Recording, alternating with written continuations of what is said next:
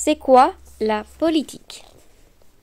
Ce livre reprend des épisodes de la série audiovisuelle Un jour, une question. Chapitre 1. Les valeurs et les symboles de la République. Introduction. Le mot politique, ce mot vient du grec poli qui veut dire la cité. La politique concerne tous les aspects collectifs de la vie en société. L'habitat, l'alimentation, la technique, l'organisation économique, l'organisation sociale. Le régime politique d'un pays, c'est la manière dont il est organisé et gouverné. Qui gouverne, qui décide, qui punit, comment se règlent les conflits. Il existe plusieurs types de régimes politiques, par exemple, la démocratie, gouvernement par le peuple, la théocratie, gouvernement au nom de Dieu, l'aristocratie, gouvernement par un petit nombre de privilégiés. En France, on vit en démocratie. L'État français est une république et son régime est démocratique.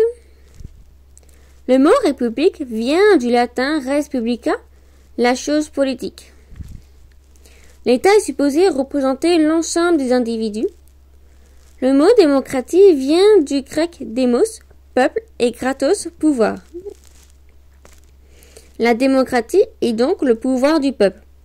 Le pouvoir appartient à tous. Ça ne veut pas dire que chacun peut faire ce qu'il veut, mais que les citoyens décident ensemble de la politique à conduire.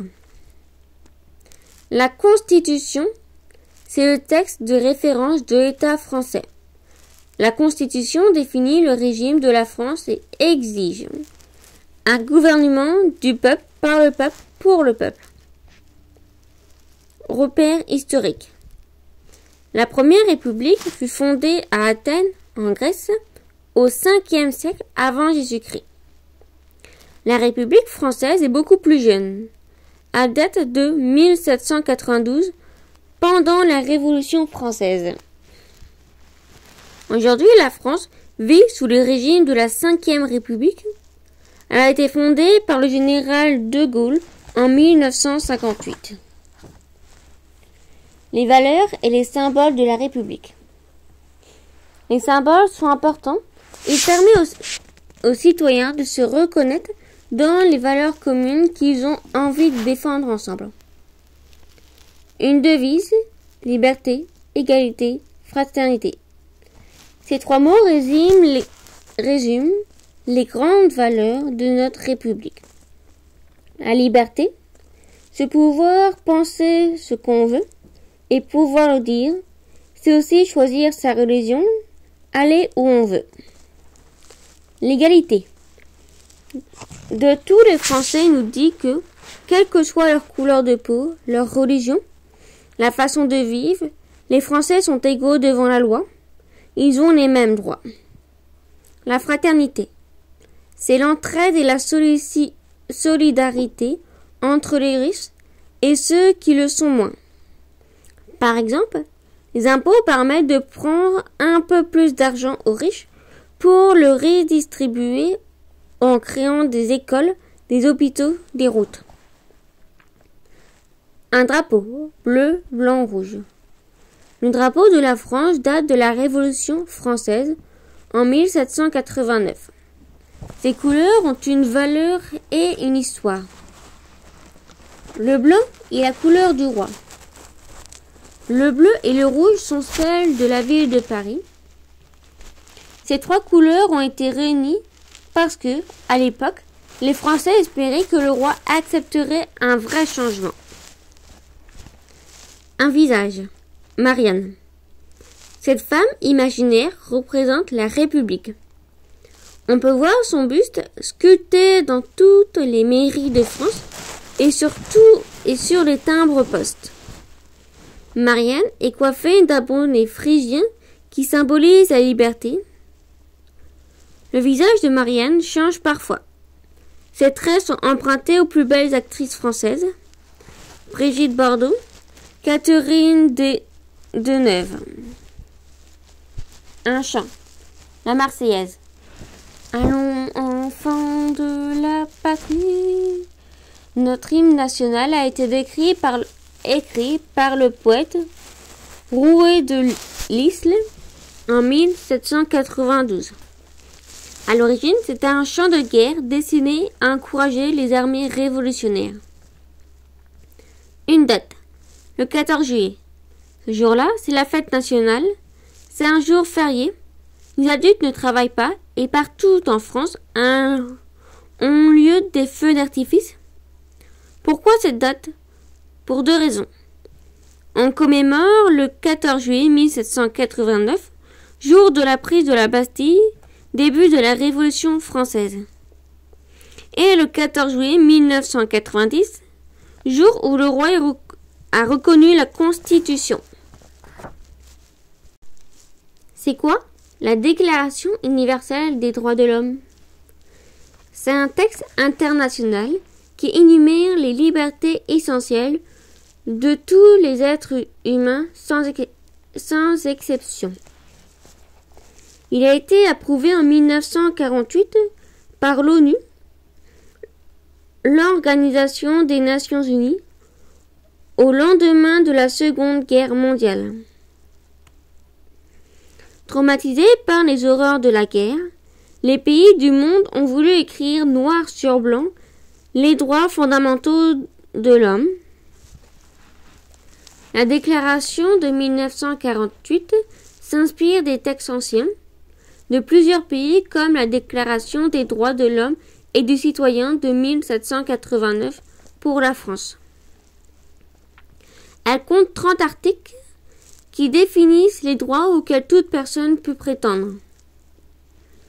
Tu connais sûrement le premier.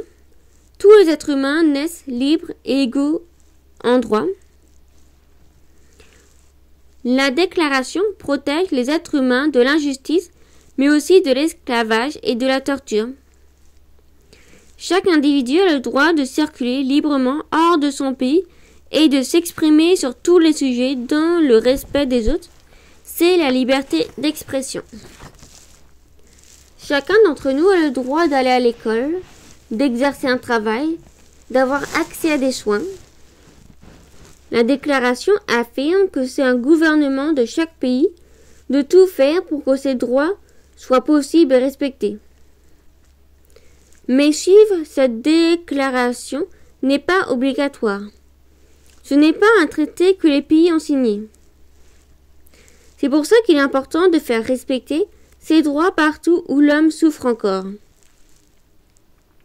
La Déclaration universelle des droits de l'homme est un idéal à atteindre par les nations et les peuples qui s'y engagent moralement. C'est quoi la démocratie?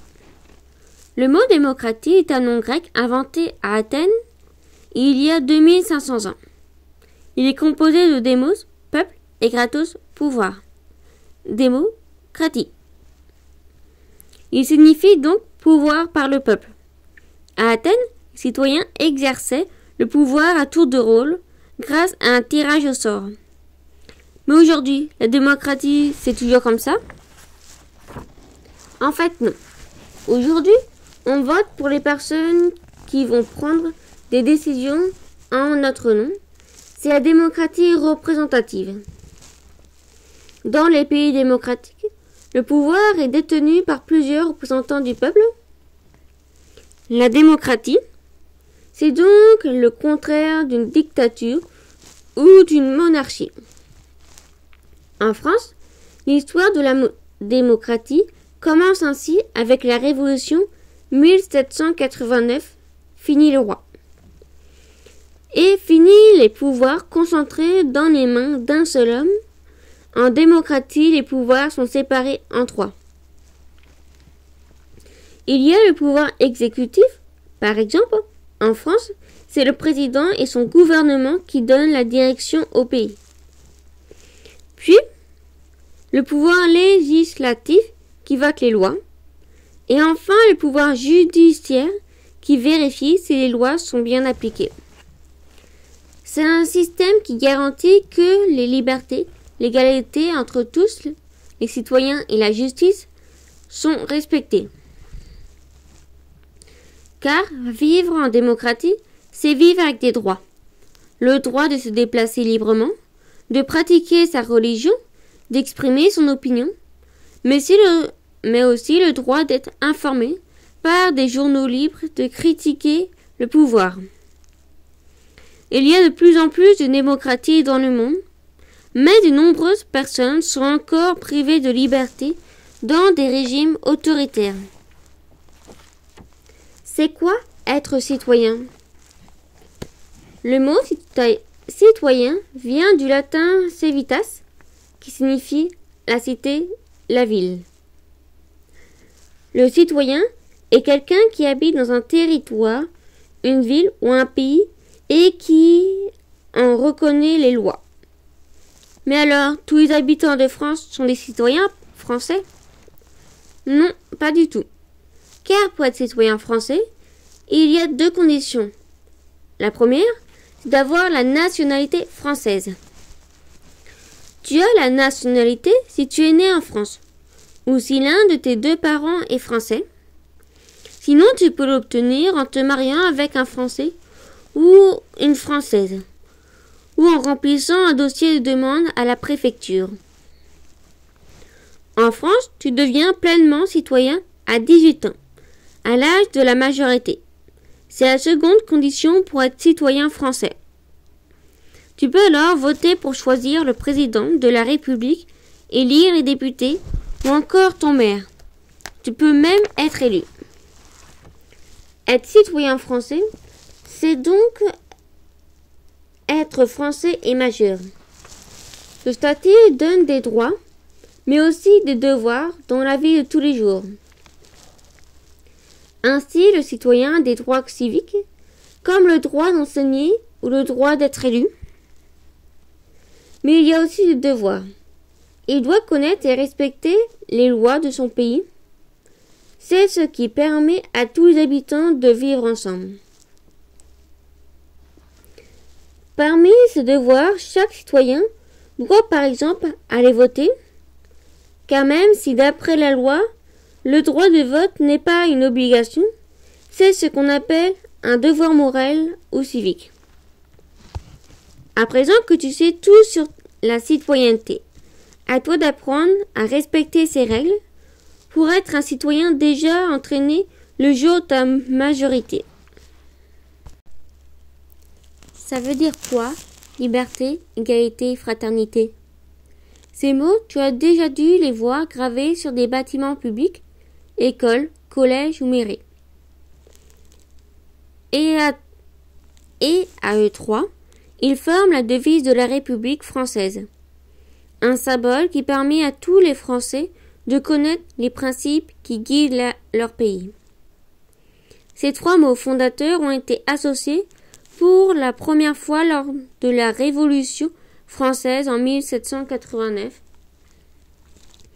dans la Déclaration des droits de l'homme et du citoyen. Mais ça veut dire quoi, cette devise?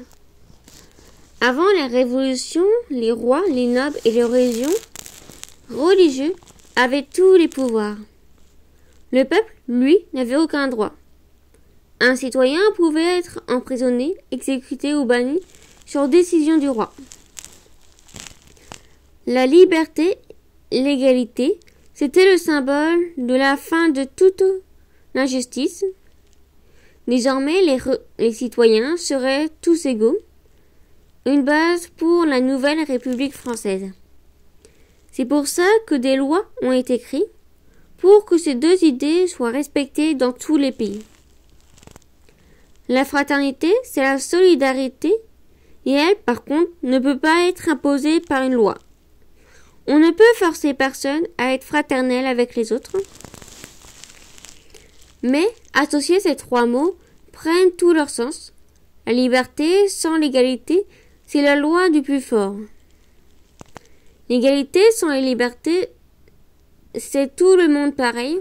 On n'a pas le droit de sortir du rang. Et la liberté et l'égalité sans la fraternité, c'est un pays où chacun ne pense qu'à soi, sans se soucier des autres. Voilà pourquoi cette devise est gravée partout. Pour que chaque Français sache ce qui guide son pays et ce qui doit l'inspirer en tant que citoyen. Qui était Jean Jaurès? Dans ta ville ou ton village, tu connais sûrement une rue ou une école qui porte le nom de Jean Jaurès. Cet homme politique a droit de tels honneurs parce qu'il s'est battu toute sa vie pour plus d'égalité et de justice entre les citoyens. Jean Jaurès est né en 1859 dans le Tarn, dans le sud de la France. Ce très bon élève poursuit ses études à Paris, une marque de réussite à l'époque. Les idées pour les droits de l'homme le poussent à être professeur de philosophie, mais très vite, il a envie d'agir. Il veut faire de la politique. À 26 ans, en 1885, il devient député du département du Tarn à l'Assemblée nationale. Il combat les inégalités entre riches et pauvres, veut bâtir une société plus juste et rend l'éducation accessible à tous. On dit que c'est un homme de gauche. Il va à l'encontre des mineurs, des ouvriers, des paysans et raconte leurs difficultés dans des articles de presse. Il crée en 1904 un journal qui existe toujours, le quotidien L'Humanité. Il est connu pour être un grand orateur. Ses discours parlent pour la cause des plus faibles sont mémorables. À la veille de la Première Guerre mondiale, ses idées faveur de la paix dérangent. On l'accuse même d'être au service de l'ennemi. Le 31 juillet 1914, il est assassiné à Paris. Cet acte a bouleversé la population et les hommes politiques de toutes les partis. Après la guerre, son corps a été transporté au Panthéon parmi les personnes qui ont marqué l'histoire de France. En 2014, 100 ans après sa mort, de nombreuses personnalités politiques ont salué le grand homme qui fut Jean Jaurès. Pourquoi le drapeau français est bleu, blanc, rouge? Chaque pays possède son propre drapeau. En France, le drapeau bleu, blanc, rouge flotte au-dessus des mairies, des écoles et des bâtiments officiels. Il date de la Révolution de 1789. Le bleu et le rouge, couleur de des révolutionnaires parisiens, entourent le blanc, la couleur du roi. Le drapeau français symbolise alors la révolte du peuple pour obtenir la liberté et depuis. Inscrit dans la Constitution, il est devenu l'un des symboles de la République, comme la Marseillaise et la devise « Liberté, égalité, fraternité ». Ce drapeau appartient à tous les Français et il permet de se regrouper autour des valeurs communes. Au cours de l'histoire, il était fièrement brandi à la fin de la Seconde Guerre mondiale, par exemple. C'est un signe de patriotisme, d'amour de son pays. Dans les stades, les supporters l'agitent pour exprimer leur soutien aux équipes nationales. Mais le drapeau bleu, blanc, rouge est aussi vu parfois comme un symbole de préférence nationale, c'est-à-dire de priorité des Français par rapport aux étrangers. De nombreux Français ont longtemps été gênés par cette image véhiculée par l'extrême droite. Pourtant, après les attentats du 13 novembre 2015, François Hollande a appelé tous les Français à afficher le drapeau en hommage aux victimes. Sur les réseaux sociaux, de très nombreux internautes ont colorisé leurs photos en bleu, blanc, rouge. Et les couleurs de la France ont été projetées sur des monuments dans de nombreux pays. Les Français sont donc en train de se réapproprier leur drapeau, à la fois révolutionnaire, patriotique et solidaire. C'est quoi La nationalité française. La nationalité française, c'est ce qui lie une personne à la France du point de vue de la loi. Le fait de la posséder donne des droits. Elle permet notamment d'accéder à la citoyenneté à 18 ans et donc de pouvoir voter et être élu en France. On peut l'avoir de naissance ou bien l'obtenir plus tard sous certaines conditions. Mais si on peut l'obtenir, est-ce qu'on peut aussi l'abandonner ou se la faire retirer? Eh bien, ça dépend des cas. Regardons différentes situations. Les personnes nées d'une mère ou d'un père français ou bien adoptées par des Français ont la nationalité d'office, c'est le droit du sang.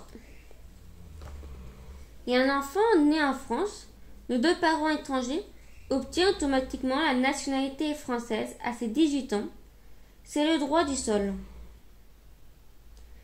Il y a le droit de choisir de ne pas prendre la nationalité française ou de conserver les 2 nationalités, ce qui fait un binational.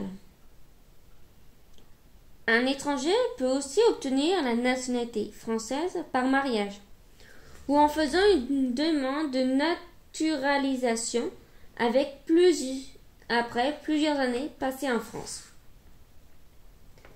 Après les attentats du 13 novembre 2015, le président de la République, François Hollande, a voulu créer une loi pour déchoir les terroristes binationaux de la nationalité française. Mais cette loi a été abandonnée. Il n'est pas possible de priver de la nationalité française ceux qui ne possèdent pas une seconde nationalité. Une seule nationalité, pas de déchéance de nationalité. En effet, si on leur retirait, ils deviendraient des apatrides, c'est-à-dire qu'ils ne seraient plus citoyens d'aucun pays. Et ça, ce serait contraire à la Déclaration universelle des droits de l'homme signée par la France en 1948. Que représente la place de la République? À Paris, dès qu'un événement important a lieu, une manifestation, une cérémonie, tout le monde se donne rendez-vous place de la République. Souviens-toi, le 11 janvier 2015, cette place était noire de monde. Plus d'1 million de personnes s'étaient rassemblées pour protester contre les attentats de Charlie Hebdo, du jamais vu. Un an après, un arbre du souvenir a été planté sur la place en mémoire des victimes des attentats de 2015. Mais pourquoi sur cette place et pas une autre? Pour se rendre place de la République, c'est facile. De nombreuses grandes avenues y mènent ainsi que plusieurs lignes de métro. Depuis 1883, un monument dédié à la République trône fièrement au centre de la place. Regarde, c'est impressionnant. Une statue de plus de 9 mètres de haut avec, à ses côtés, un lion très fier et 3 statues représentant la liberté, l'égalité et la fraternité, la devise de la République française. Pauvre statue. Beaucoup l'avaient oubliée, noyée au milieu de la circulation, jusqu'à ce que la place soit rénovée et rendue aux piétons en 2013. Depuis les attentats, les gens viennent spontanément au pied de cette statue. Ils y déposent fleurs, bougies, messages, pour parler de leur chagrin, de leur révolte. Aux yeux des Parisiens, la place de la République est devenue un lieu de mémoire. Mais pas que pour eux. Pour le monde entier aussi, des chefs d'État s'y sont recueillis, tout comme de nombreux artistes. La place de la République, c'est un peu le symbole de la France, solidaire, libre et fraternelle. C'est quoi la manifestation? Une manifestation, c'est des personnes qui défilent dans la rue et qui occupent un lieu pour exprimer leurs convictions ou leur mécontentement. Le long d'un trajet défini à l'avance, les manifestants clament des slogans et affichent leurs messages sur des banderoles. Mais pourquoi descendre dans la rue pour faire entendre un message? Parce que se rassembler pour défendre une cause lui donne plus de poids. Plus on est nombreux à être du même avis, plus ça pèse. Par exemple, quand les étudiants ne sont pas d'accord avec une nouvelle loi sur l'université, ils manifestent. C'est mieux que de protester chacun chez soi. Une manif, ça se remarque et on en parle dans les journaux. Comme ça, le reste de la population est au courant de cette revendication et peut se faire un avis sur ce qu'on appelle influencer l'opinion publique. Mais une manifestation s'adresse surtout au gouvernement. C'est un acte politique. En France, une manifestation est autorisée tant qu'elle ne trouble pas l'ordre public, la police y veille. Les organisateurs doivent prévenir les pouvoirs publics pour que la manifestation soit légale et se déroule en toute sécurité. Certaines manifestations sont entrées dans l'histoire, comme celle de mai 68 qui voulait changer la société française. Le droit de manifester est le signe qu'on vit en démocratie. On a le droit de ne pas être d'accord, on a le droit de le dire. Car malheureusement, dans certains pays du monde, gouvernés par un dirigeant autoritaire, les gens n'ont pas le droit de s'exprimer, ni seuls, ni à plusieurs. C'est quoi la liberté d'expression? La liberté d'expression est un droit, le droit d'exprimer librement ce qu'on pense. Ce droit est une liberté fondamentale, proclamée dans la Déclaration des droits de l'homme et du citoyen. Ainsi, chacun a le droit d'exprimer ses idées dans le respect des autres, même si ces idées déplaisent. Mais pourquoi c'est si important, la liberté d'expression? Sans liberté d'expression, il n'y a pas liberté de penser et pas de démocratie, c'est-à-dire que le peuple ne peut pas s'exprimer. Par exemple, dans certains pays, il est interdit d'exprimer toute idée qui n'est pas en accord avec celle du dirigeant. Dans ces pays, il n'y a pas non plus de liberté de la presse. Les journaux ne peuvent pas parler de certains événements ou critiquer le pouvoir.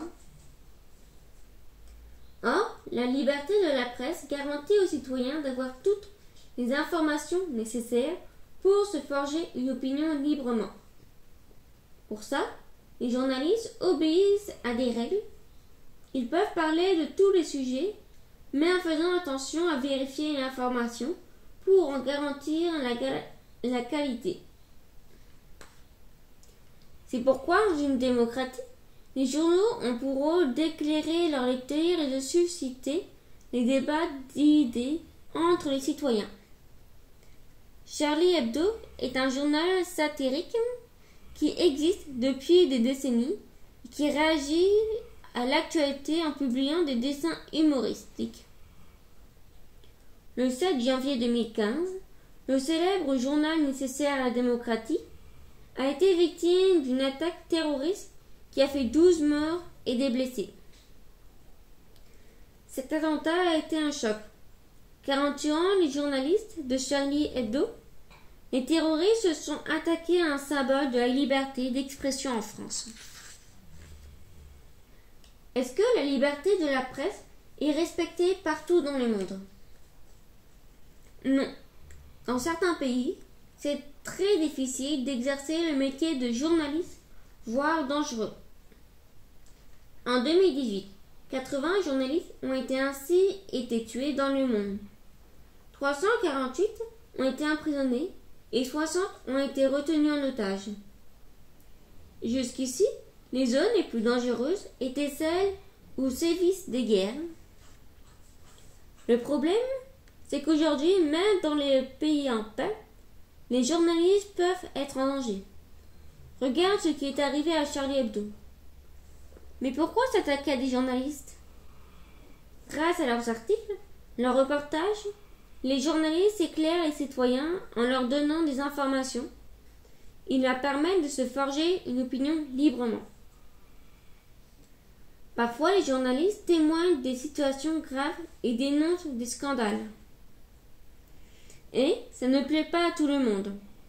Un journaliste critique le gouvernement, hop, on le met en prison. Un autre s'intéresse de trop près à un trafic de drogue. Hop, on l'élimine.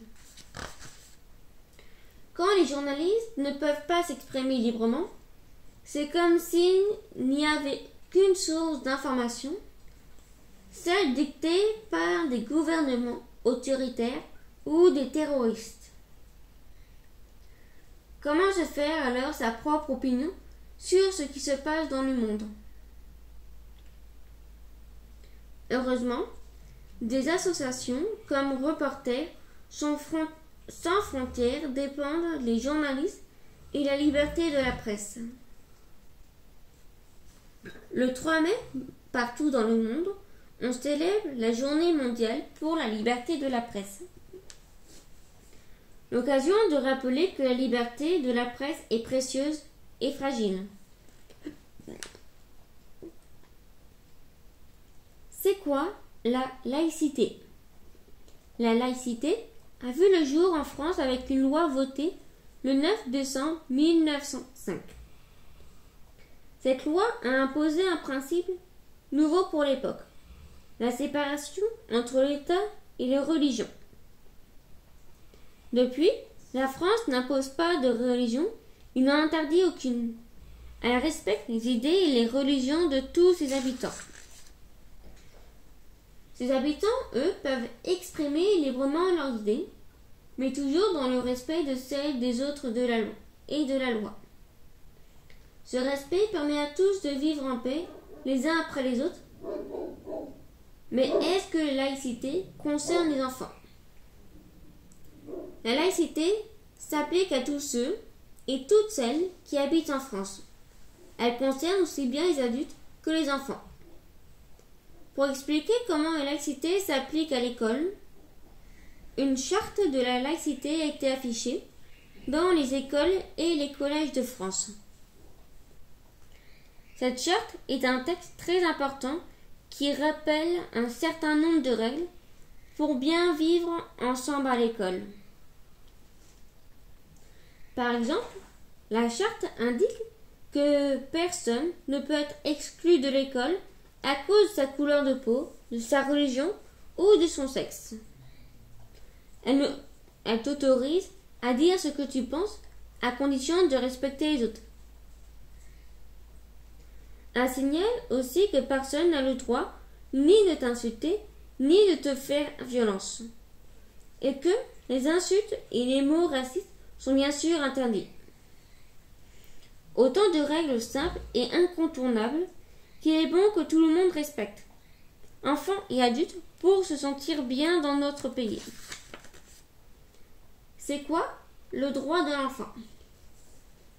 Ce sont des règles qui concernent tous les enfants du monde, sans exception. Ces règles sont rassemblées dans la Convention internationale des droits de l'enfant, un texte approuvé en 1989 par l'ONU, l'Organisation des Nations Unies. 197 pays, dont la France, ont signé ce texte et ont promis de tout faire pour que leurs lois respectent le droit des enfants.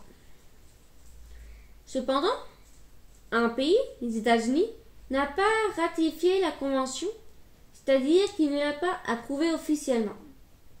La Somalie, le Soudan du Sud et la Palestine sont les dernières signataires en date. Mais pourquoi les enfants ont des droits spécifiques? Les enfants sont aujourd'hui considérés comme des êtres humains à part entière, avec toutefois une sacrée différence. Contrairement aux adultes, ils sont en train de grandir et de construire leur personnalité. Et pour bien grandir, ils ont besoin de manger, d'avoir une famille, d'aller à l'école, d'être soignés et de s'exprimer. Ils doivent aussi se sentir en sécurité et être protégés contre les maltraitances, le travail des enfants et la guerre.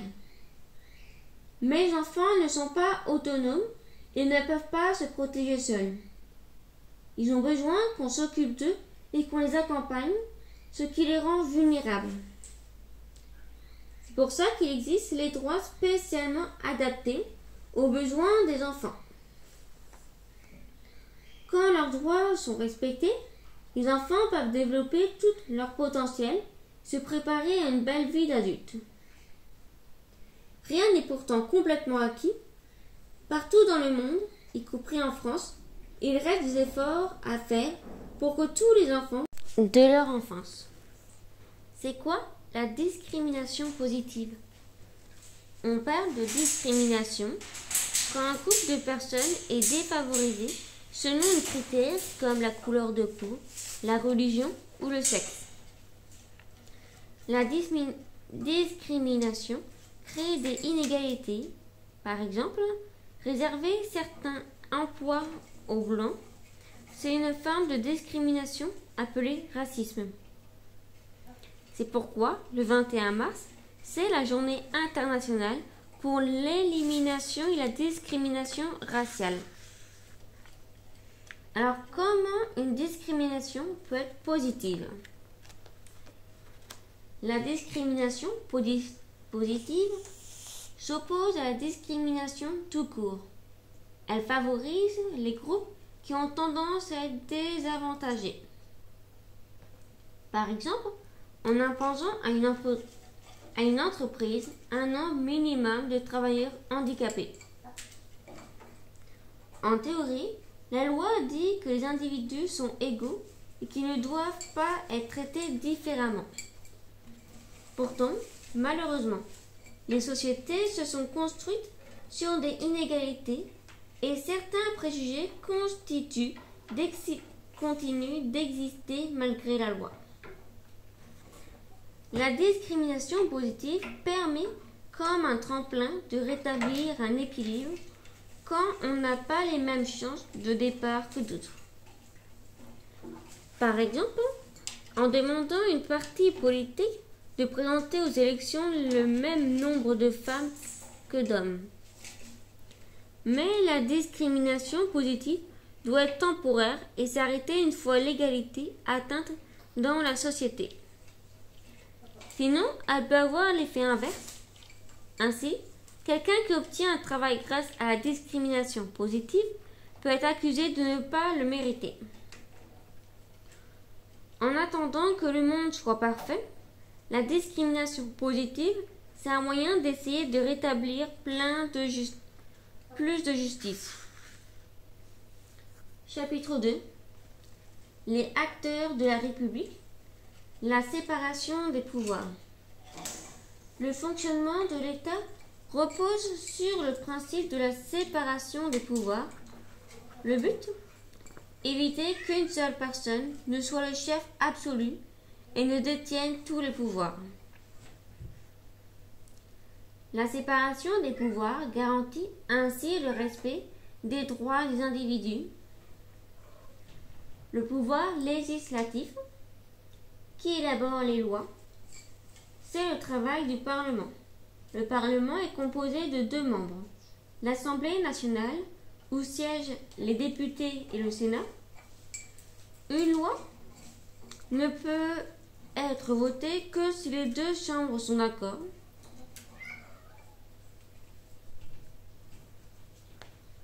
Le gouvernement peut dissoudre l'Assemblée nationale, mais pas le Sénat. Ce système permet que la démocratie soit respectée, car chacun a un pouvoir de contrôle sur l'autre. Ce sont les députés qui proposent les lois. Le pouvoir exécutif. Le président de la République est le chef du pouvoir exécutif. Avec le Premier ministre, il est chargé de faire appliquer les lois. Le gouvernement peut lui aussi proposer des lois.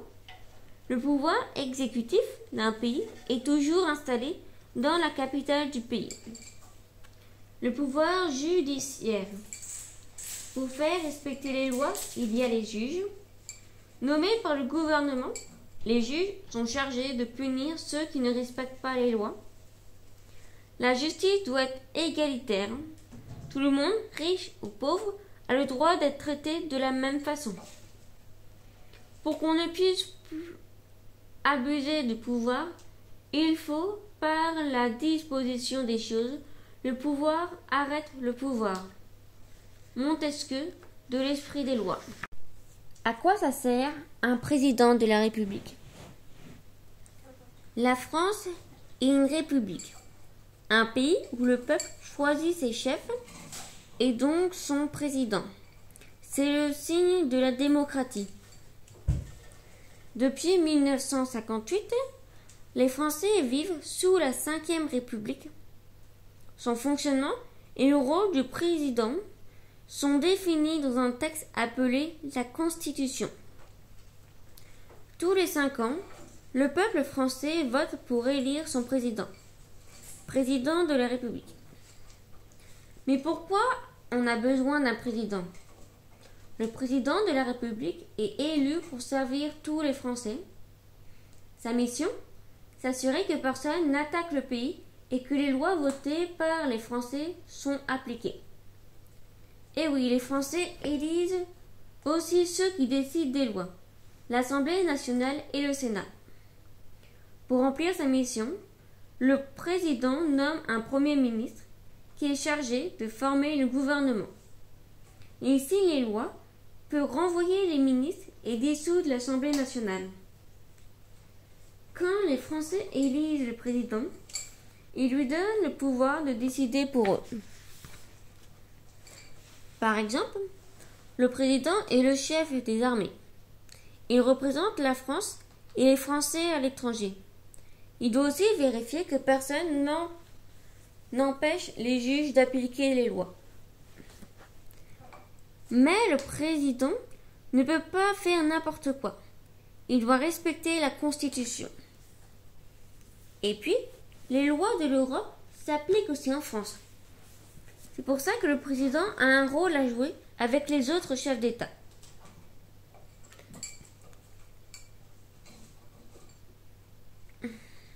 C'est quoi le droit de vote? Le droit de vote, c'est le droit d'exprimer son opinion et de choisir ceux ou celles qui vont te représenter. En France, ce droit te sera accordé à l'âge de 18 ans, si tu as la nationalité française. Tu seras inscrit sur les listes électorales de la mairie de ta ville et tu recevras ta carte d'électeur. Lors des élections, tu glisseras un bulletin de vote dans l'urne.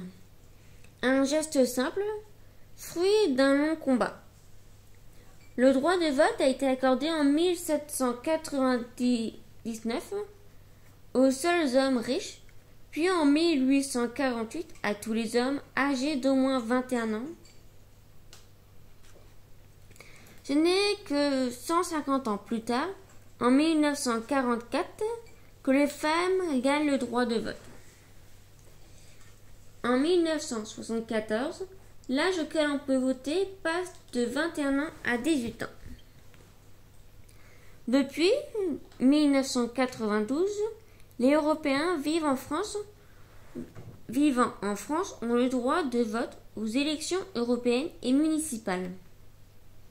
Le droit de vote est précieux. Il n'existe malheureusement pas dans tous les pays du monde. C'est quoi l'abstention? Le mot abstention vient du verbe s'abstenir, qui veut dire éviter de faire quelque chose ou s'interdire la consommation d'un produit. Quand on utilise ce mot au sujet d'une élection, il signifie ne pas voter. L'abstention se mesure alors en comptant le nombre d'électeurs qui n'ont pas participé au vote. Mais pourquoi certaines personnes ne votent pas Alors, quels en ont le droit? En France, le vote est un droit et un devoir. Mais ce n'est pas une obligation. C'est pourquoi chacun est libre de voter ou pas. Certains électeurs ne veulent plus voter parce qu'ils pensent que la politique ne change rien à leur conditions de vie souvent difficiles. D'autres ont du mal à faire leur choix. Les programmes électoraux ne correspondent pas à toutes leurs convictions ou les candidats ne leur inspirent pas confiance. D'autres électeurs encore ne s'intéressent pas du tout à la politique. Ils trouvent ça trop compliqué ou ne comprennent pas bien à quoi sert une élection. Ainsi, un électeur sur 5 n'a pas voté pour l'élection du président de la République en 2017. C'est pourtant l'élection où l'abstention est le plus faible.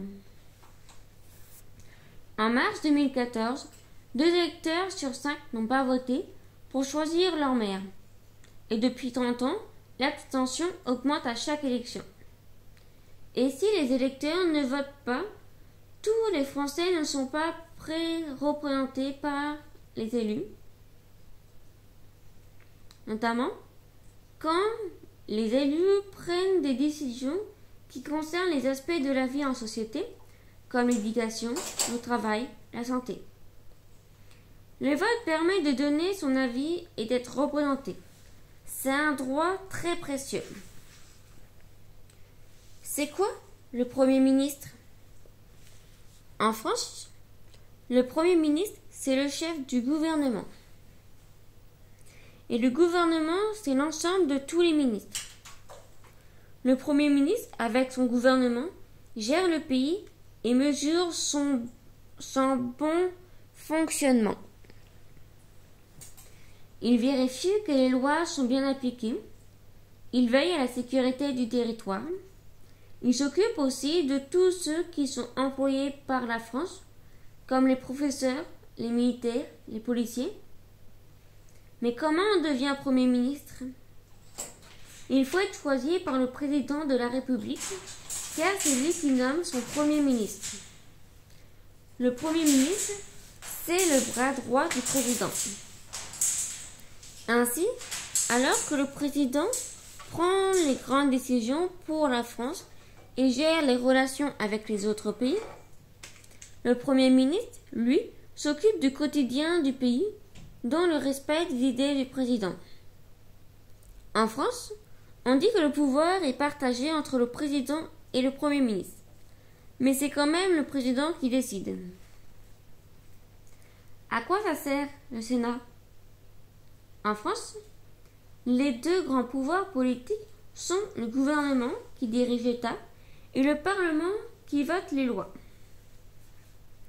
Le Parlement est constitué de 2 assemblées, ou chambres, l'Assemblée nationale avec les députés et le Sénat avec les sénateurs. On appelle aussi le Sénat la Chambre haute. Il y a 348 sénateurs dans notre pays. Ils se réunissent et travaillent dans le palais du Luxembourg, un très beau château dans le centre de Paris. À la différence des députés ou du président de la République, les sénateurs ne sont pas élus par les citoyens. En fait, ils sont élus par seulement 1500 personnes dans notre pays, des personnes appelées les grands électeurs. Les sénateurs sont élus pour 6 ans. Mais il y a des élections tous les 3 ans pour remplacer la moitié des sénateurs et amener ainsi de nouvelles personnes.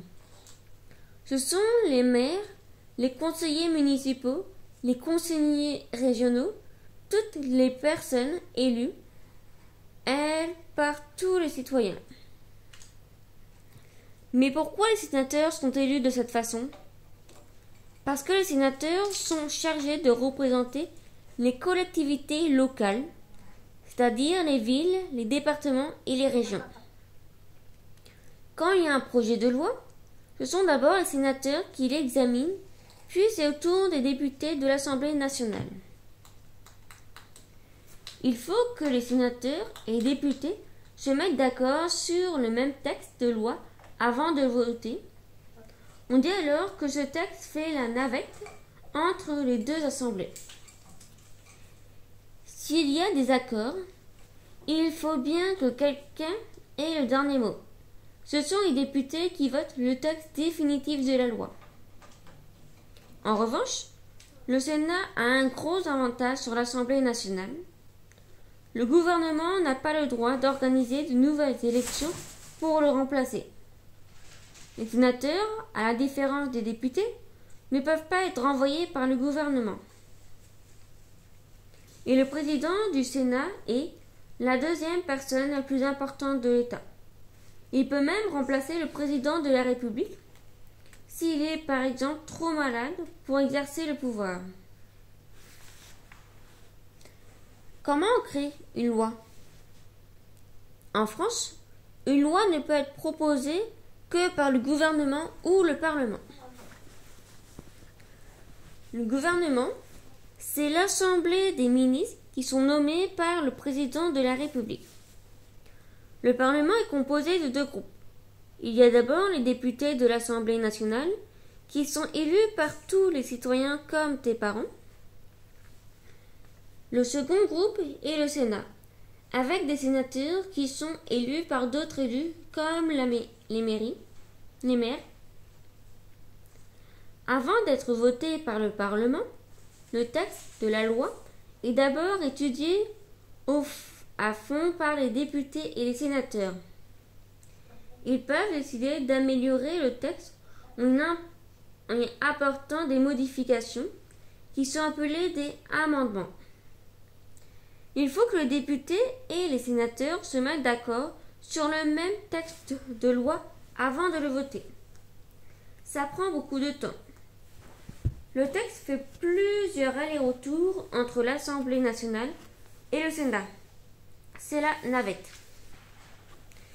Quand cette navette est terminée, les députés votent la loi, qui doit être ensuite votée par les sénateurs. Mais, parfois, les députés et les sénateurs n'arrivent pas à se mettre d'accord sur un même texte. Dans ce cas, ce sont les députés qui ont le dernier mot et qui votent la loi. Le gouvernement peut aussi décider d'adopter une loi sans la participation du Parlement en utilisant l'article 49.3. Cette procédure est très rare et souvent critiquée, car ça veut dire que le gouvernement ne tient pas compte de l'avis du Parlement qui représente le peuple. Ça veut dire quoi, droite et gauche, en politique? Un parti politique rassemble des personnes qui partagent les mêmes opinions et idées. Leur but est de faire élire pour diriger le pays. En France, il y a deux grandes forces politiques, la gauche et la droite. Cette appellation vient de la Révolution en 1789. À l'Assemblée, les partisans du roi étaient assis à droite et les autres à gauche. Mais quelle différence entre la droite et la gauche? D'abord, il faut savoir que toutes les partis ont les mêmes objectifs, que le pays se porte bien. Ce qui change, c'est la façon d'y arriver. À droite, on pense que le rôle de l'État est de favoriser l'envie d'entreprendre, par exemple en aidant les individus à créer leurs entreprises.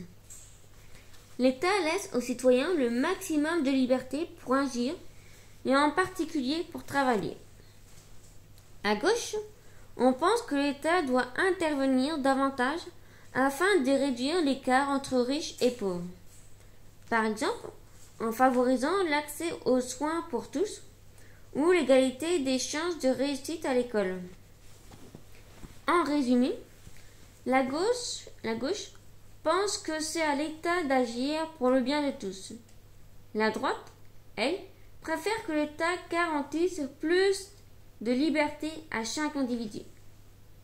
Aujourd'hui, en France, Certains pensent que les différences entre gauche et droite ne sont toujours pas claires. Mais des différences existent encore, et heureusement, car dans une démocratie, il est important que toutes les idées s'expriment. D'où provient l'argent des partis politiques? Un parti politique, c'est un rassemblement de personnes qui partagent les mêmes idées sur la façon du gouvernement un pays. Pour défendre leurs idées, les partis présentent des candidats lors des différentes élections, les municipales, les législatives, les présidentielles, mais une campagne électorale, c'est-à-dire la période pendant laquelle les candidats se font connaître, ça coûte énormément d'argent.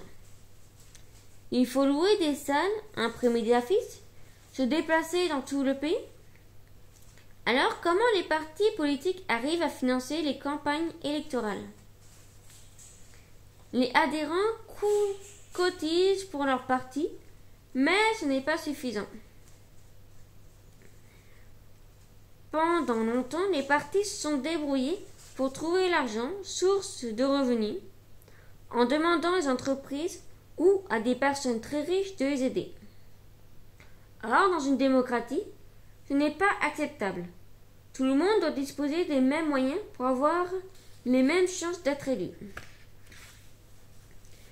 C'est pour ça qu'aujourd'hui, la loi impose à l'État de payer une grande partie des campagnes électorales.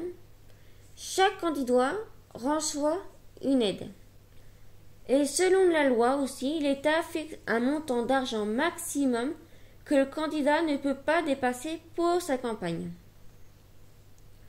Pourtant, la loi n'est pas toujours respectée, comme l'a montré récemment l'affaire Big Malon. Dans cette affaire, le parti de l'Ombre, pour soutenir son candidat à l'élection présidentielle de 2012, a dépensé plus que le montant auquel il avait droit. C'est quoi le Rassemblement national? Le Rassemblement national, ou RN, dénommé Front national, ou FN, jusqu'en 2018, est un parti créé en 1972 par le mouvement politique Ordre Nouveau. Ce mouvement politique défendait des idées nationalistes et d'extrême droite. Pour lui, il fallait donner la priorité à la nation française, au point de rejeter les étrangers. À partir des années 1980, le RN a commencé à atteindre de bons scores aux élections jusqu'à se retrouver au second tour de la présidentielle en 2002 et 2017.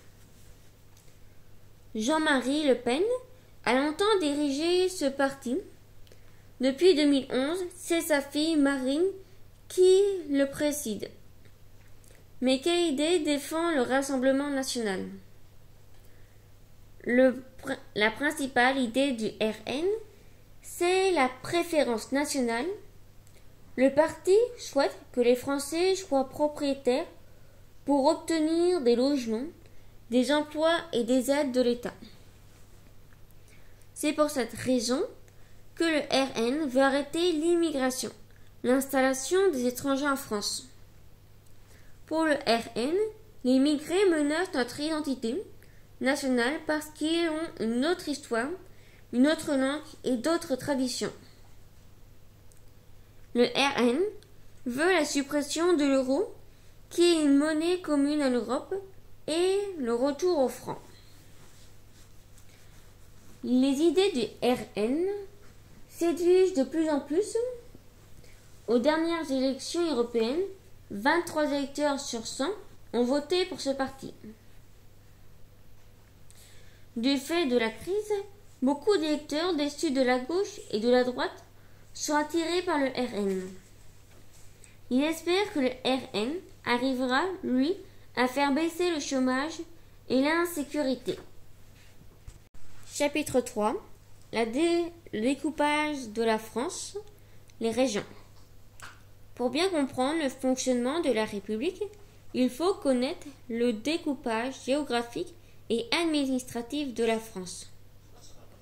13 régions métropolitaines, la Haute-France, la Normandie, la Bretagne, l'Île-de-France, le Grand Est, Pays de la Loire, Centre-Val de Loire, Bourgogne-Franche-Comté, Nouvelle-Aquitaine, Auvergne-Rhône-Alpes, Occitanie, Provence-Alpes-Côte d'Azur, 5 départements et régions d'outre-mer, Guadeloupe, Martinique, Guyane, Réunion, Mayotte.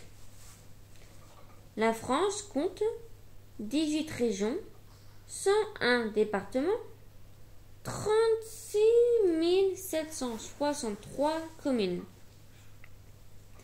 Pourquoi réduire le nombre de régions?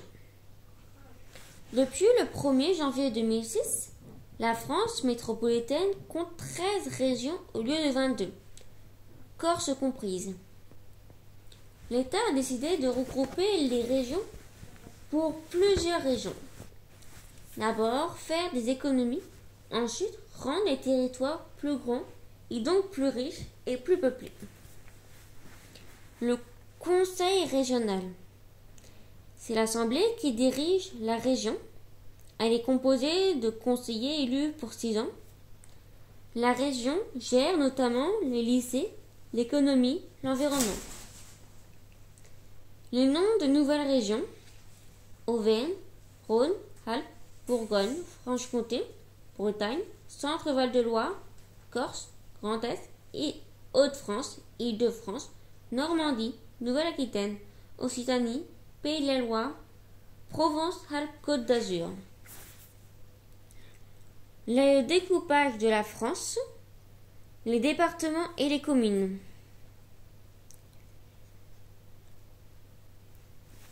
Le département. Depuis la Révolution, la France est divisée en départements pour faciliter l'organisation administrative du pays. Le conseil départemental, c'est lui qui gère l'argent du département et intervient dans de nombreux domaines. Aide sociale pour les personnes en difficulté. Le préfet. Ce haut professionnel est nommé au Conseil des ministres. Il représente l'État dans le département et en dirige les services. Les communes. Ce sont de grandes villes ou de petits villages de campagne. Il y a 36 763 communes en France. Le conseil municipal. C'est le conseil municipal qui gère la vie de la commune. Il est composé de conseillers élus par la population lors des élections municipales. Les conseillers sont élus pour 6 ans et leur nombre varie en fonction du nombre d'habitants. Après son élection, le conseil municipal élit le maire. Il siège à la mairie et gère beaucoup de choses: l'entretien des espaces verts, les papiers d'identité, les ramassages des ordures, les activités sportives, les permis de conduire, l'entretien des écoles. Le conseil municipal des jeunes. De nombreuses communes ont mis en place un conseil municipal des jeunes. Ils se réunissent pour faire des propositions comme des projets d'installation sportive, des collectes de fournitures scolaires pour les plus défavorisés. C'est quoi un maire? Le maire, c'est une personne élue par les habitants d'une ville ou d'un village pour diriger cette commune et y organiser la vie de tous les jours. Le maire est un groupe de personnes. Les conseillers municipaux se réunissent généralement tous les mois. Cette réunion s'appelle le conseil municipal. C'est là qu'on décide s'il faut refaire une route ou agrandir une école.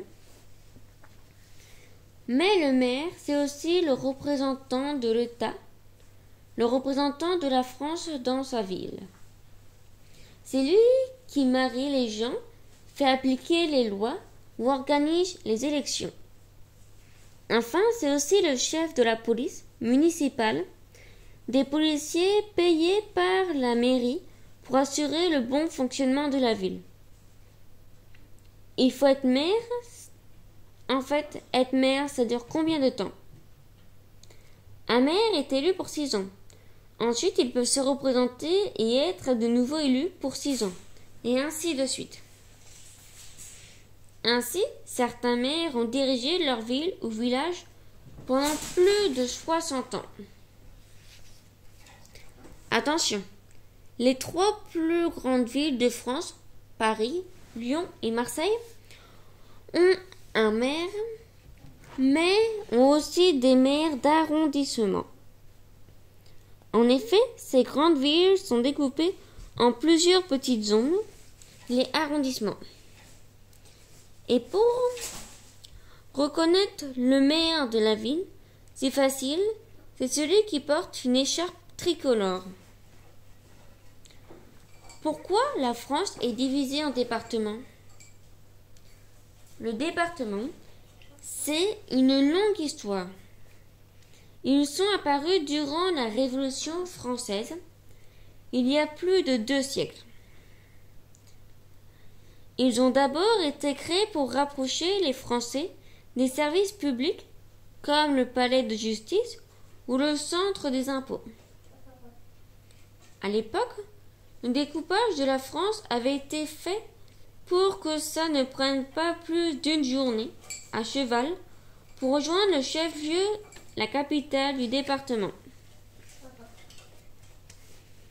Avant, les services publics n'existaient en effet que dans les grandes villes, situées parfois à plusieurs journées de voyage. Aujourd'hui, la France est divisée en 101 départements, dont 5 en Outre-mer, comme la Guadeloupe ou la Réunion. Ils sont dirigés par le conseiller départementaux élu par les Français. Parmi leurs missions figure l'aide sociale. Le conseil départemental soutient les personnes handicapées, les personnes âgées, les femmes enceintes. Les conseillers départementaux sont aussi chargés de verser une aide aux personnes qui n'ont pas assez d'argent pour vivre. De plus, ils sont responsables de la construction et de l'entretien des collèges, entretenir les routes départementales et renforcer les transports ont également partie de leur mission. Et il y a l'aide à la culture. Le conseil départemental aide les bibliothèques et soutient des spectacles. Ça fait beaucoup de responsabilités. C'est pourquoi chaque conseiller départemental compte des centaines d'employés. Il est pourtant parfois question de supprimer les départements et de confier ces responsabilités aux villes et aux conseils régionaux. C'est quoi les dom-toms? Les dom-toms, ce sont les départements et les territoires d'outre-mer. En clair, des petits morceaux de France dispersés dans tous les océans de la planète. Département d'outre-mer, territoire d'outre-mer. Ces territoires sont le résultat de la longue histoire de conquête de la France, du temps où elle cherchait des ports stratégiques pour ses navires et à s'enrichir grâce au commerce de cultures comme le café et la canne à sucre. Les dom-toms, ce sont surtout des îles. Saint-Pierre et Miquelon, la Martinique ou la Guadeloupe, dans l'océan Atlantique. Ou bien la Réunion, par exemple, dans l'océan Indien, et plus loin encore dans l'océan Pacifique, Wallis et Futuna ou la Polynésie. Au total, plus de 2,7 millions d'habitants qui ont une histoire de langue et des cultures très différentes. Mais quels sont les points communs entre ces dom-toms? D'abord, on y parle français, et chacun entretient un lien particulier avec la France, qu'on appelle la métropole. Pour les TOM, les territoires d'outre-mer, qu'on appelle désormais les COM, les collectifs d'outre-mer, ce lien est de moins en moins fort. La Nouvelle-Calédonie se prépare ainsi à devenir un pays souverain, et la Polynésie a son propre drapeau et peut créer ses propres lois. Mais pour les TOM, les DOM, qui sont aujourd'hui les DROM, départements et régions d'outre-mer, le lien avec la métropole est très fort. Les habitants y votent aux mêmes élections nationales et bénéficient des mêmes services. C'est la France, mais dans des décors de cartes postales à 8 heures ou 12 heures d'avion de Paris. Les métropoles. Les métropoles regroupent plusieurs communes. Leur rôle va devenir de plus en plus important, car elles réunissent une grande partie de la population, des emplois, des activités culturelles. La métropole est la ville la plus importante d'une région sous chef-lieu. En Hauts-de-France, c'est Lille. En Normandie, c'est Rouen. En Île-de-France, c'est Paris. Grand Est, c'est Strasbourg. Centre-Val-de-Loire, c'est Orléans. Pays de la Loire, c'est Nantes. En Bretagne, c'est Rennes. En Bourgogne-Franche-Comté, c'est Dijon. En Auvergne-Rhône-Alpes, c'est Lyon. En Nouvelle-Aquitaine, c'est Bordeaux. En Occitanie, c'est Toulouse. En Provence-Alpes-Côte d'Azur, c'est Marseille. En Corse, c'est Ajaccio. Chapitre 4. La France dans l'Europe. L'Europe se construit peu à peu depuis 1950, juste après la fin de la Seconde Guerre mondiale. En 2019, l'Union européenne compte 28 pays membres. La Finlande, la Suède, l'Estonie, Lettonie, Lituanie, la Pologne, la Tchèque, la Slovaquie, la Hongrie, la Roumanie, la Bulgarie, la Grèce, le Chypre, Malte, l'Italie, la Croatie, la Slovénie, l'Autriche, l'Allemagne, le Danemark, le Royaume-Uni, l'Irlande, Pays-Bas, la Belgique, Luxembourg, France, l'Espagne et le Portugal. Le drapeau. Le drapeau de l'Union européenne compte 12 étoiles disposées en cercle sur un fond bleu.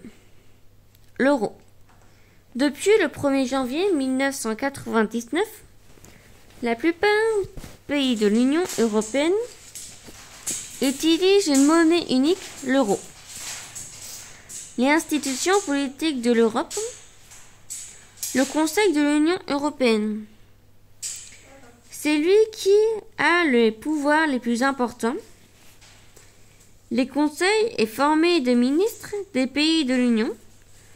Le Conseil est présidé par 6 mois par chacun des pays à tour de rôle. Les commissions européennes.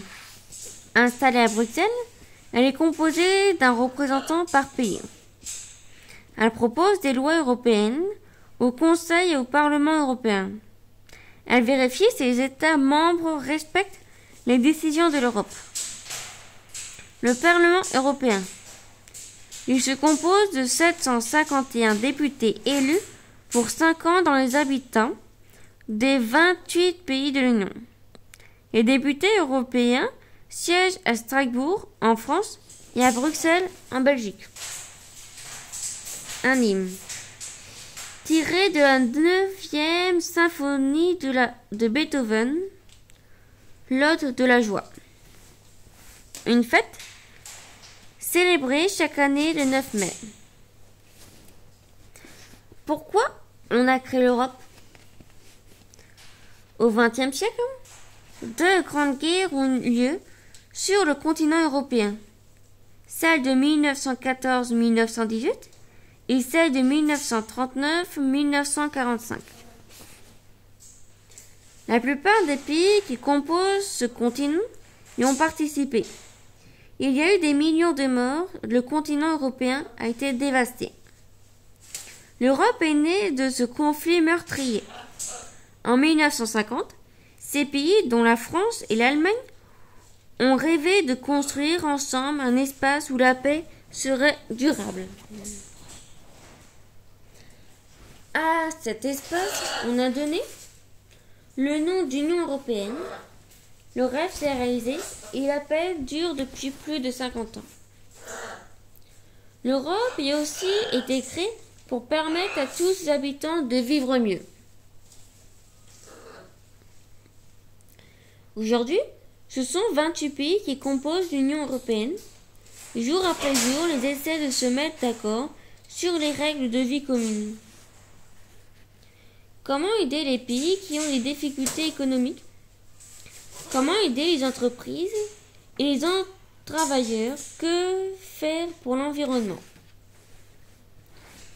Ce n'est déjà pas facile pour un pays de résoudre ces questions, alors un 28, c'est parfois très compliqué.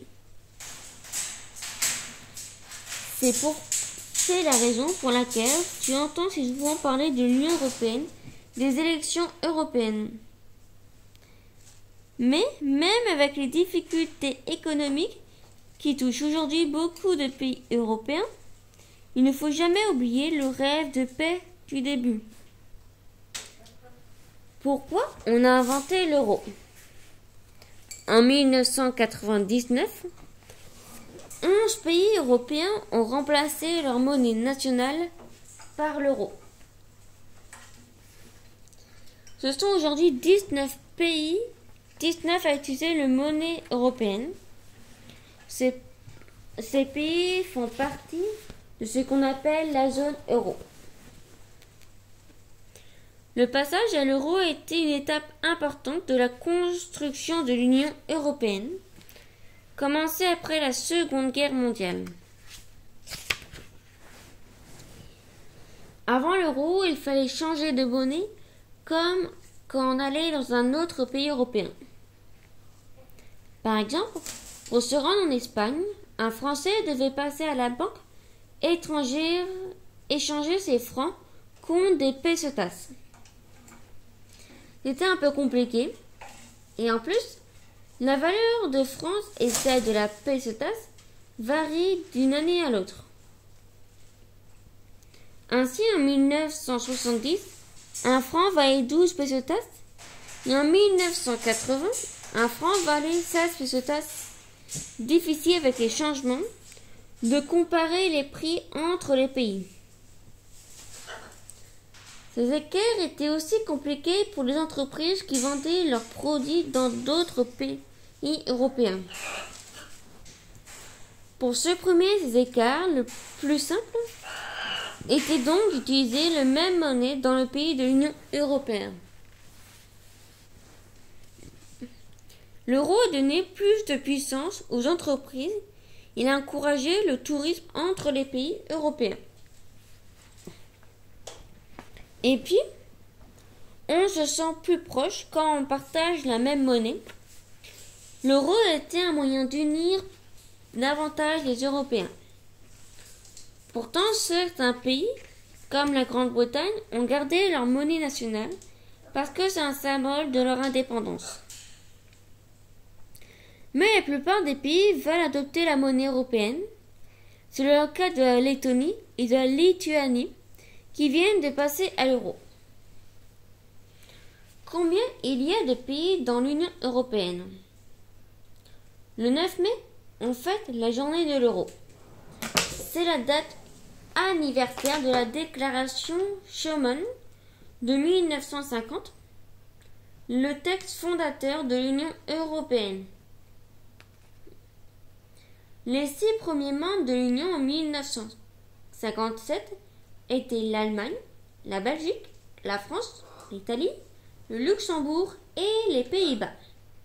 En 2019, l'Union européenne comprend 28 États s'étend sur 4,5 millions de kilomètres carrés et compte plus de 5 millions d'habitants. Mais est-ce que des pays peuvent encore entrer dans l'Union européenne ou bien la quitter? L'Union a d'abord accueilli des pays au goutte à goutte, le Danemark, l'Irlande et le Royaume-Uni en 1973, la Grèce en 1981, l'Espagne et le Portugal en 1986. En 1991, l'URSS, un bloc de pays groupés autour de la Russie communiste, est dissoute. L'Union européenne, qui compte alors 15 membres, s'élargit brusquement en 2004 avec 10 nouveaux États, pour la plupart issus de l'ancien bloc communiste. Depuis, seuls 3 autres pays ont rejoint l'Union européenne, la Bulgarie et la Roumanie en 2007, et enfin la Croatie en 2013. D'autres sont encore candidats pour l'intégrer, comme la Serbie, l'Albanie et la Turquie. Mais certains peuvent aussi quitter l'Union européenne. La Grèce, par exemple, a été au bord du départ à la suite de la crise financière. Et le 23 juin 2016, le Royaume-Uni a voté contre son maintien dans l'ONU. C'est la première fois qu'un pays membre quitte l'Union européenne. Le Brexit, pour British Exit, sortie britannique en anglais, est souhaité par les eurosceptiques qui ne croient pas à la construction européenne. Le Brexit pourrait entraîner la sortie de l'Union européenne d'autres pays, comme la Pologne ou la Hongrie, où les eurosceptiques sont au pouvoir. Qui a le droit de voter aux élections européennes? Tous les citoyens majeurs des 28 pays de l'Union européenne ont le droit de voter aux élections européennes. Ces élections ont lieu tous les 5 ans. Les dernières se sont tenues en 2005. Ça représente plus de 3 millions d'Européens, dont 44 millions de Français. Tous ces électeurs européens votent pour élire 751 députés européens pour une durée de 5 ans. Plus un pays est peuplé, plus il élit de députés. Le pays le plus peuplé, l'Allemagne, en élit 96. Le moins peuplé, Malte, en élit 6. Les électeurs français élisent 74 députés européens. Mais pourquoi on élit des députés européens? Ces députés forment le Parlement européen, une assemblée qui représente tous les habitants de l'Europe. Ce Parlement est député dans 3 pays, en France, à Strasbourg, en Belgique, à Bruxelles et au Luxembourg. Le travail des députés européens est de préparer et de voter des lois européennes. Ces lois concernent tous les domaines: la santé, l'agriculture, l'environnement, l'emploi. Par exemple, les députés européens ont voté des lois pour limiter la pêche en Europe, afin d'empêcher la disparition de certaines espèces de poissons. Toutes ces lois sont appliquées dans les 28 pays de l'Union européenne. Mais les gens ne se déplacent pas assez pour voter pour les députés européens, malgré leur rôle important. À quoi sert le président de la Commission européenne?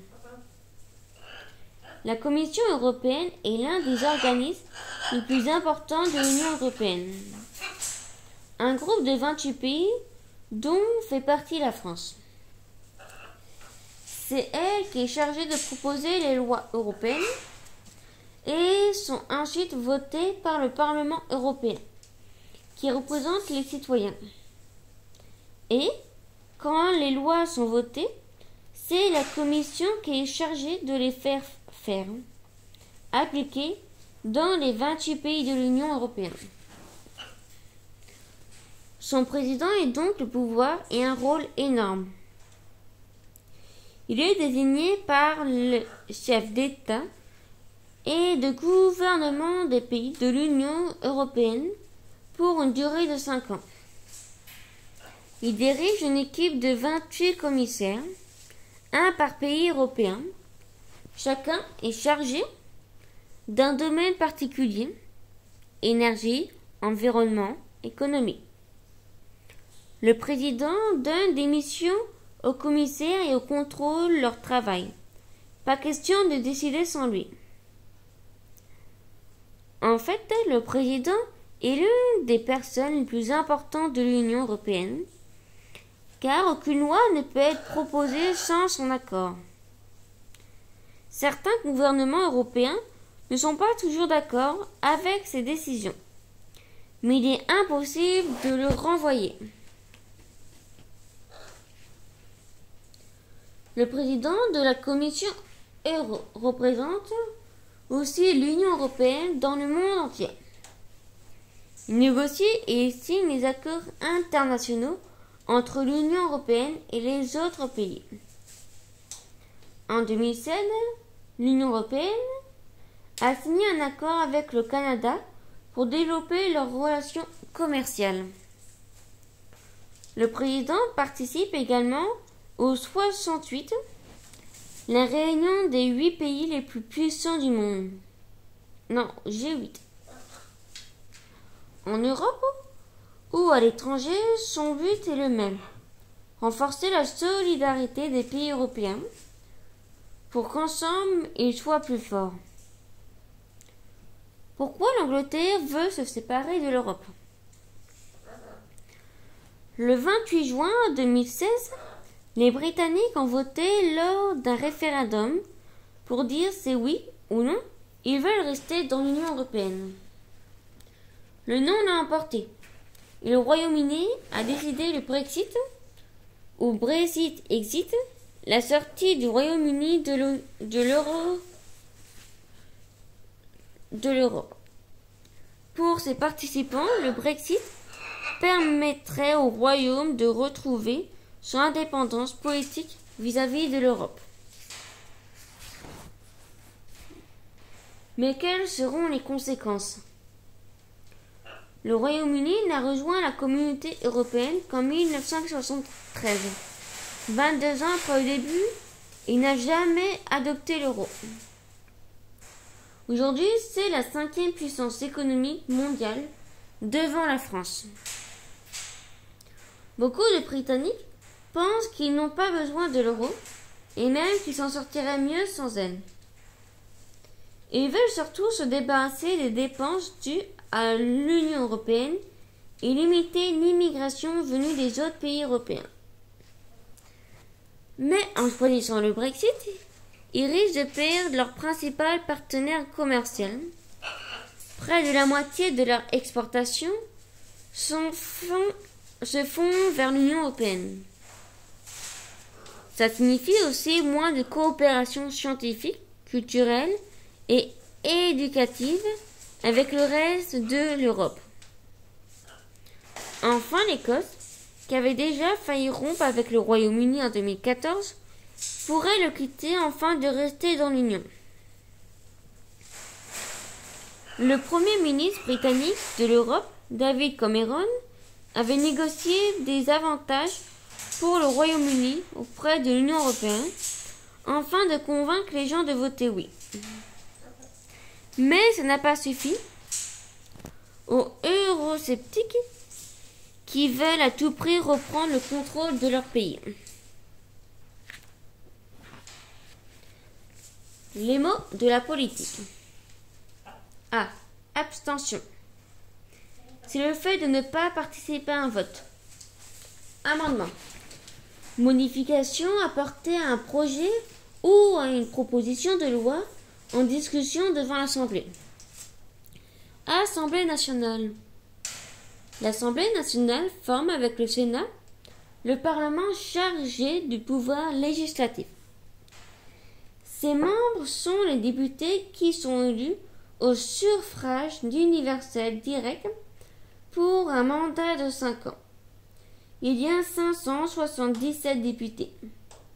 L'Assemblée nationale se situe à Paris au Palais Bourbon. C. Campagne électorale.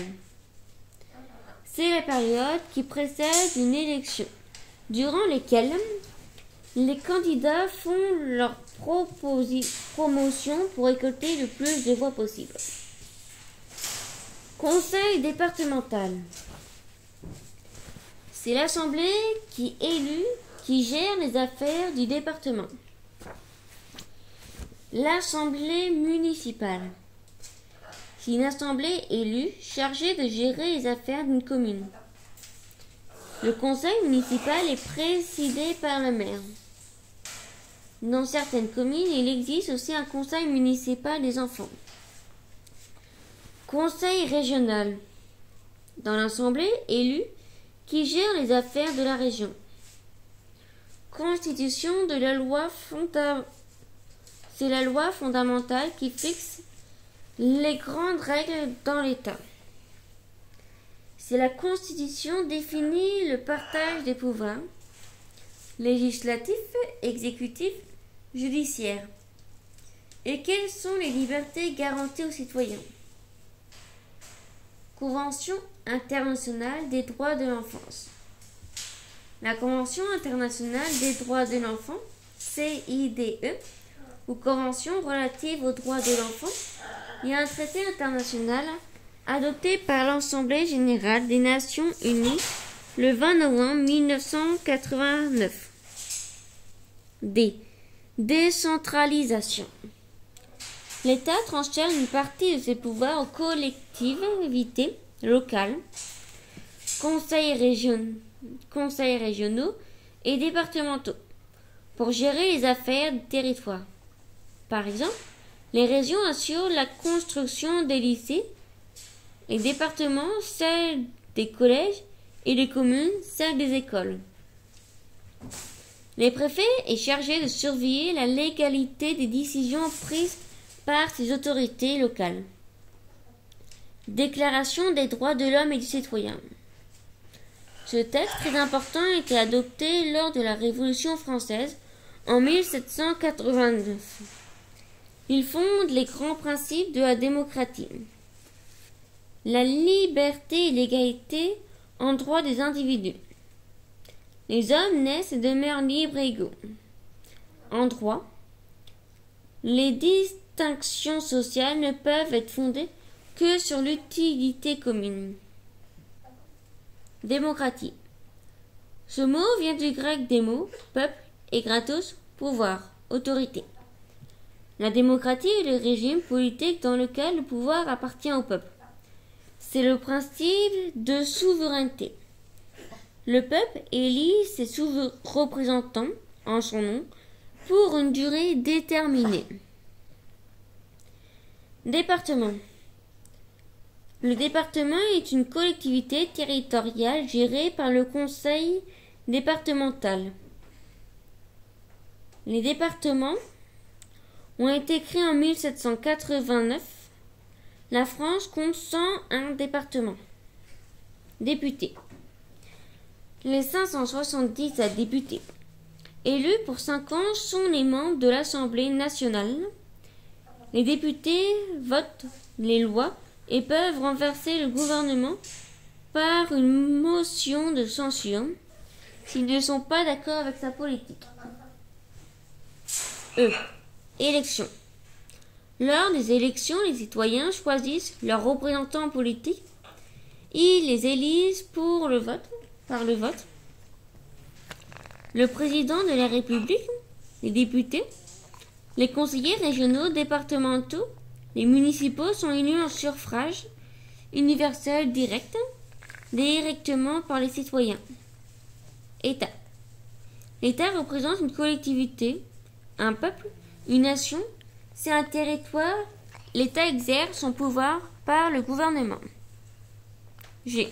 Gouvernement. Le gouvernement, c'est l'organe qui dirige l'État.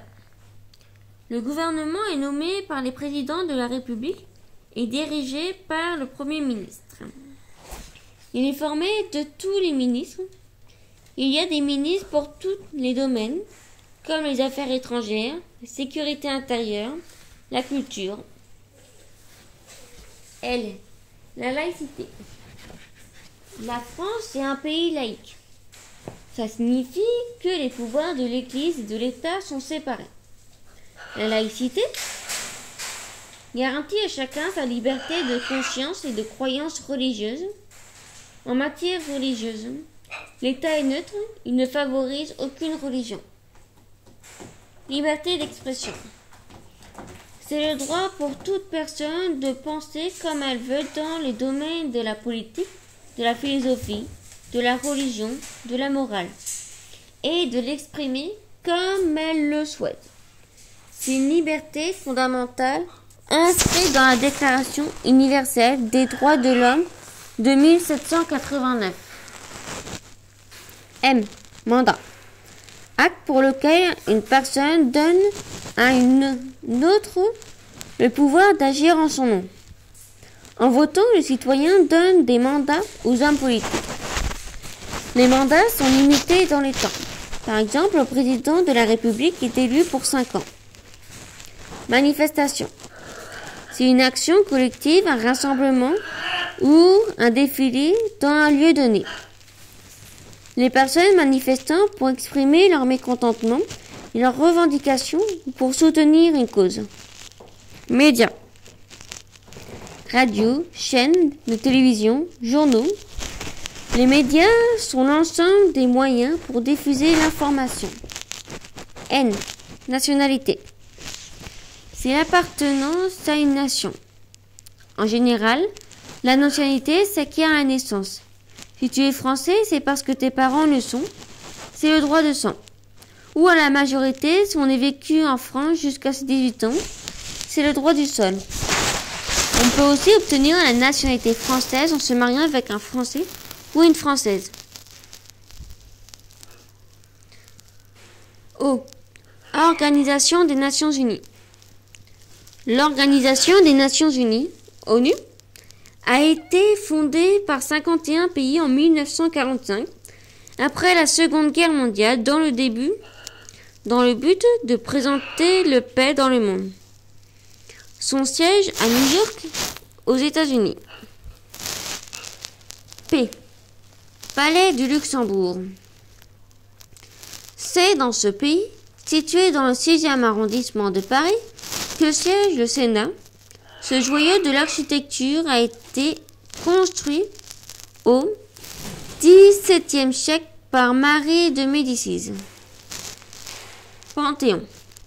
Ce monument situé à Paris sur la montagne Sainte-Geneviève abrite les grands personnages qui ont marqué l'histoire de France. De grands écrivains comme Victor Hugo ou Voltaire y sont enterrés, mais aussi de grands hommes politiques comme Jean Jaurès et André Malraux. Le mot Panthéon vient d'un mot grec qui signifie tous les dieux. Parlement. Le Parlement est composé de 2 chambres.